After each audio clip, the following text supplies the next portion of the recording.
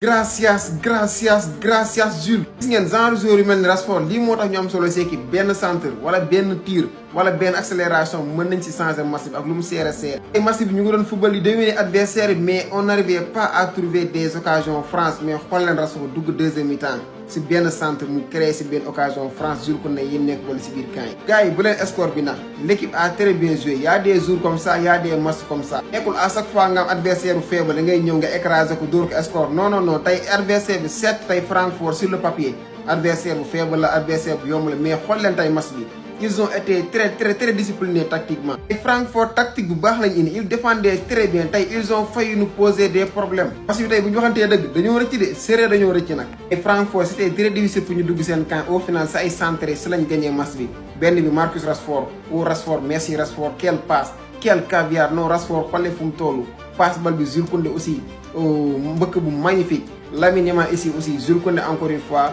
mbëkk bu magnifique encore une fois. Jules Koundé encore une fois merci jërëjëf gracias. voilà les gars c'est terminé victoire de FC Barcelone 2-1 contre Francfort nekkoon match bu am njëriñ match bu am solo parce que Barça dafa sori si classement bi. donc 3 matchs yu ñu dese match yëpp lañ si war a am 3 points tey Francfort prix mu dugal ñu commencé ñoo teg ay difficultés mën nañu 1-0 à la pause si lañ mi-temps ñëwaat Jules Koundé inscrit benn doublé permettre FC Barcelone gagner match yi 2-1.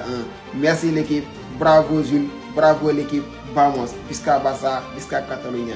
Catalan yi Jules Koundé xam naa ni actuellement moom lu ngeen ko mën a tagg leen ko Jules Koundé a sauvé le Barça mais le Barça n'a rien proposé aujourd'hui mu ngi noonu mais nag Gérard Maldini Martin mu ngi commencé imposer Hans Flick a créé quelque chose de wow à ce rythme non mais xam nga latéral sax doon latéral moo gën a métti nag foofu da ngay laaj offensivement faaw nga technique nag la daar moderne jamono ji mais défensivement say placement faaw mu baax ba pare faaw nga gaaw mais bu dee défense centrale sur place ngay nekk lu ci ëpp na sa placement baax rek nga am intelligence ci déplacement yi gars te loolu c'est à travailler te gis nañ ne c'est plus facile que mu nekk latéral ñu ngi xaar nag mu ngi performer di wane boppam malgré premier but bi bal bi ci ay tànkam la jaar mais nag def na lu mënoon Balde foofu moo waroon a kàjji bal bi parce que gardien bi baa mu génne ko ci touche mais bi jaay professionnel ba waa ji rëcc ko. Défense bi am na ci biir défense boobee mu ngi noonu ne Mamadou Lamine Yamal a fait un bon match dans l'ensemble mais il peut mieux faire il n'a pas reçu aussi des ballons yoo xam ne mënoon na ko dugal nag passe Marcus Rashford am na occasion boo xam ne Rafinha la passe bal foofu Lamine Yamal moo gënoon libre moo tax bu muy génn kaas na nag am na 2 occasions franc xam ne waroon nañu ko passe ñu ko te moom bu téye passe gars yi ñu dugal loolu ko metti Rashford nag dugg changer physionomie match bi offensivement nag ci kaw animation offensive bi desoon na mais ba Rashford duggee la mbir yëpp changé mais après au finish Barça fin temps mel ni ku gëlëm Francfort ñoom it bañ dugalee seen premier bi lan pare ci match bi ba Kerbak match bi di waaye jeex ñu ñëwaat ñoom it ne dañuy jéem a égaliser et c'était pas évident match la boo xam ne c'était pas à perdre pour FC Barcelone. sama gars yi match bi jeex na Barça gagné na 2-1 donc le plus important moo nekkoon lan 3 points et nous les avons eu donc gagné nañ match bi donte avec des difficultés. En deuxième mi-temps ci la Koundé daal di inscrire un doublé seulement à une différence de 3 minutes donc déjà loolu mooy li gën a important alhamdulilah rabbi alamin donc ñu sante ko yàlla ñu ñëw ci li nga xamante ne moo nekk nag débriefing match bi. franchement match bi y a beaucoup de choses à dire Lamine Yamal tey donte def na passe décisif mais match bi moo ko yàq premier mi-temps bi daa commencé dama doon jooy naan Lamine Yamal la moo tax du génn terrain bi Yamal booy jouer il faut nga jouer simple boo jouer nga am 3 4 5 occasions nga perte bal yëpp nga war a mën a jouer simple teg bal bi football. Rashford ñu ngi koy xas mais il a fait une entrée boo xamante ni franchement une entrée fracassante xeetu paasam yooyu noonu muy passe franchement on avait besoin de ça on avait besoin de quelqu'un koo xamante ni day percuter par force damay dem par force damay romb seen défense bi damay dem c'est ça qu'on avait besoin. Hans Flick il a fait un coaching gagnant mais li ma d'accordul mooy la moo tax muy génnee Rafinha je sais pas nag j'ai pas compris la moo tax mu génne ko mais en tout cas ce qui est le plus important moo nekkoon les 3 points gars yi te am nañ ko. Bon, je pense que ñëpp gis ngeen ko Lamine Yamal prochain match contre Slavia Prague du football parce que daa teg le cumul carton match Ligue des Champions bële passé contre Chelsea amoon na carton match bi aussi am na carton ce qui veut dire que match boobu du jugé mais quoi qu'il en soit ñu ngi féliciter tous les Catalans xam ne victoire bi c'est une victoire très importante suñu deux prochains matchs yi incha allah ñu ngi ñaan yàlla ñu gagner 2 derniers matchs yi nga xam te ne nañu war a mën a qualifier sans ñuy am besoin naan dañuy jouer barrage. gars yi ils sont fait 3 points ils sont fait. gaa yi ne woon naa leen Barça ku ko yab ku ne rek gaa yi mégono yi leen tiim journaliste yi ngay bëri wax jëf gaa yi mais non mais FC Barcelone gaa yi jàpp na Francfort gaa yi dóor ko 2-1 la match mu jeexee gars yi mais Koundé mais Jules Koundé quel mëkk mais quel tête de bii Koundé mais non mais Koundé gars yi Koundé moo dugal 2 bi doublé la laal tey vraiment gars yi mu nekk loo xam ne c'est exceptionnel gars yi mais quel match de FC Barcelone maintenir Francfort mais quel match de FC Barcelone maintenir Francfort gars yi mu nekk loo xam ne mën naa ne deux bi yëpp ci deuxième mi-temps bi la duggee premier mi-temps bi gars yi amoon nag ay quelques problèmes gars yi ci dem ak ñëw bi génn ko tak tàpp tuxal bi gars yi mais deuxième mi-temps lañ ñëw Koundé daaj ko ci caax yi dina ko rës gars yi mu nekk ñaari bi yoo xam ne vraiment tey Koundé def na match boo xam ne non vraiment gars yi zéro faute gars yi mais aussi gars yi kenn du Pedri gars yi mais non mais jour yëpp ba def ay match yu baax mais gars yi neexul ba neexul mais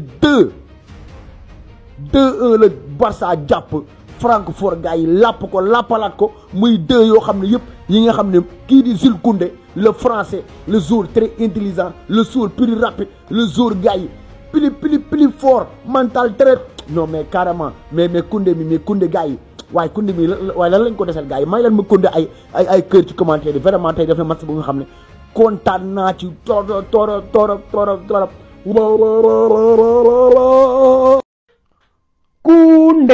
Koundé non franchement tey dama kontaan ci Jules Koundé gars yi donc victoire du FC Barcelone gars yi 2-1 c'était un match très compliqué gars yi surtout première mi-temps bi maa ngi leen di bëgg bu baax donc nag tey Francfort gars yi daf ñu bëggoon jaay bandi quoi te xamul ne actuellement guddi gi ñu nax ñu yombul de guddi gi nga ñëw nax ñu ni yombul quoi donc Francfort gis ngeen première mi-temps bi ni mu sonalee Barça waaxu Barça benn bii yaa ngi dégg di ñu jéem a piéger gars yi def seen système boobu seen défense bi ñëpp taxaw ci défense bi amul attaquant amul milieu ñëpp taxaw gars yi seen camp gars yi bëgg ñoo jaay football bu salte lañ jor yaa ngi dégg Barça di jéem ba noonu lañ mi-temps yi dem deuxième mi-temps bi nag Hansi Flick mi nga xamante ne mën naa ne wallaahi dafa am xam-xam Hansi Flick kut xam na li nga xamante ne moom la Barça soxla pour mën a gaaw génn ci match bi égaliser ba remonter donc mu indi Rashford dugg changer match bi complètement Rashford mi nga xam ne dafa def passe décisive bii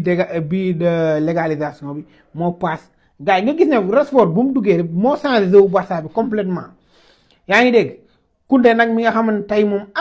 Koundé tey bal bi mu teg ci bopp bi rek moom mbëkk ko mu dugg donc gars yi dafa doublé gars yi te ñaari bal yëpp ay coup de tête la da ko mbëkk mu dugg donc Koundé tey moo ci génnee FC Barcelone gars yi donc franchement nag lii moo ñu waroon tey moom faut pas war ñoo ndam moo ñu waroon donc actuellement nag ñu fexe match yi di ñëw ñaar yi des ñu gagné ko aussi pour mën a bokk ci les 8 premiers mën a qualifier direct parce que gars yi barrage moom wóorul donc comme nii rek yaa ngi dégg prochain match yaa ngi dégg defe naa Copenhague ak kii moo des waaw ak beneen équipe damay fàtte donc ñaar yooyu ñu fexe koo gagné waaw donc di leen wax Visca Barça Visca Catalunya vamos. Vous avez les ennemis. Barça c'est pas sérieux, je vous l'avais dit. Barça il donne toujours les espoirs à les vaurier, après on gagne. Et puis maintenant, c'est les joueurs inattendus qu'on n'attendait pas qui viennent de faire son doublé. Jules Koundé, pardonne-moi. Je te traitais de tous les noms, pardonne-moi. Quel match, merci beaucoup. 3 points en poste. Ça reste le voisin, c'est votre problème, gérez ça. Nous, on a géré notre 3 points. Et puis, contentement encore, Chelsea a perdu. Chelsea, depuis qu'il a frappé le Barça, il n'arrive plus à gagner.